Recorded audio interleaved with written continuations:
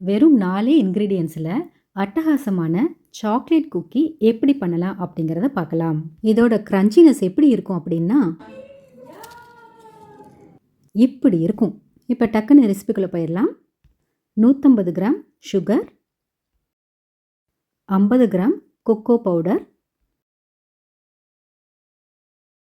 240 gram all purpose flower அதாவது மைதா,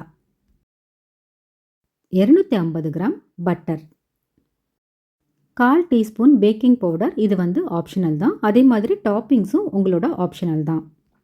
ஒரு பாத்திரம் எடுத்துக்கோங்க. அதில் 250 கிராம்ஸ் பட்டரை போட்டு நல்லா இந்த மாதிரி பீட் பண்ணிக்கலாம்.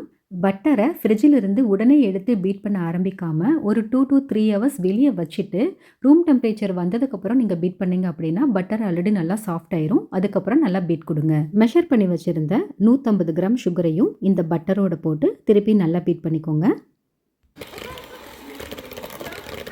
ஒரு 5 நிமிஷம் பீட் பண்ணதுக்கப்புறம் நல்லா பட்டர் சுகரோட இணைஞ்சு ஒரு ஸ்மூத்தாக சாஃப்டாக கிடச்சிரும்.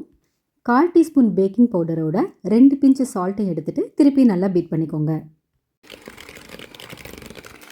கரெக்டாக எடை போட்டு வச்சுருந்த 240 கிராம் மைதாவை ஒரு பெரிய சல்லடையில் எடுத்துகிட்டு இந்த மாதிரி அதோட ஏரை ரிமூவ் பண்ணுற மாதிரி சல்லிச்சு அதோடு சேர்த்துக்கலாம். இது சேர்த்ததுக்கப்புறம் இதே ப்ராசஸில் திருப்பி மெஷர் பண்ணி வச்சுருந்த கொக்கோ பவுடரையும் அதே மாதிரி நல்லா சல்லிச்சு எடுத்துக்கிட்டு திருப்பி நல்லா பீட் பண்ணிக்கோங்க. நல்லா பீட் பண்ணதுக்கப்புறம் இந்த மிக்சரை இப்போ நம்ம கை போட்டு நல்லா திரட்டி எடுத்துக்கலாம். சப்பாத்தி மாவு பிசையும் போது அது எந்தளவு சாஃப்டாக இருக்குமோ அந்த மாதிரி இருக்கும். நம்ம எல்லாத்தையுமே திரட்டி எடுத்ததுக்கப்புறம் இந்த குக்கி டோ ரெடி பண்ணுறதுக்கு அதிகபட்சம் ஒரு 10 நிமிஷம் தாங்க ஆகும்.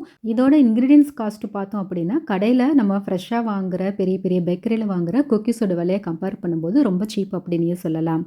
இது 24 குக்கீஸ் இதில் நம்ம செய்ய முடியும்.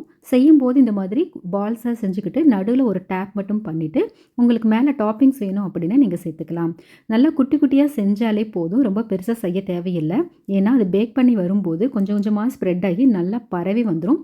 ஒரு குக்கியும் நம்ம ப்ளேஸ் பண்ணும்போது அதுக்கு நடுவில் நிறைய இடைவெளி விட்டு பண்ணுங்கள். ஏன்னா ஸ்ப்ரெட் ஆகிட்டு ஒன்றோடு ஒன்று இந்த மாதிரி ஒட்டி கூட வர வாய்ப்பு இருக்குது. அதனால் ஒரு ட்ரேயில் பார்த்தீங்க அப்படின்னா அதிகபட்சம் 9 குக்கிக்கு மேலே வைக்க வேணாம். 180 டிகிரி செல்சியஸில் ஒரு 15 நிமிஷம் பேக் பண்ணால் அட்டகாசமான குக்கி ரெடி.